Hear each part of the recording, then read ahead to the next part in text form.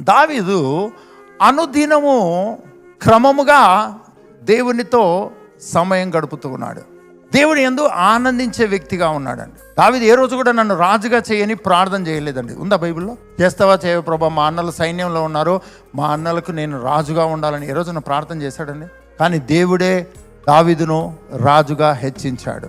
బాగా గమనించండి, నువ్వు హెచ్చింపబడడానికి, నువ్వు ధనవంతురాలు అవ్వడానికి, నీకు ఉద్యోగం కావడం కొరకు, నీకు ఇంకొకటి జరగడం కొరకు నువ్వు ప్రయాసపడొద్దు. అలా ప్రయాసతో నీ క్రైస్తవ జీవితాన్ని జీవించడము నీకు ఇవ్వబడలేదు. నువ్వు ఏ దేవుని సహవాసంలో ఉన్నావో ఆ దేవుడు నమ్మకముగా నిన్ను ఒక స్థితిలో నుంచి ఒక స్థితిలోకి హెచ్చించుకుంటూ తీసుకెళ్లేవాడు ఆయన.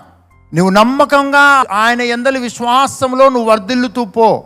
ఆయన నమ్మకముగా నిన్ను చూసి ఎక్కడ నిన్ను పోస్ట్ చేయాలో, ఎక్కడ నిన్ను పెట్టాలో అక్కడ నిన్ను పెడతాడు.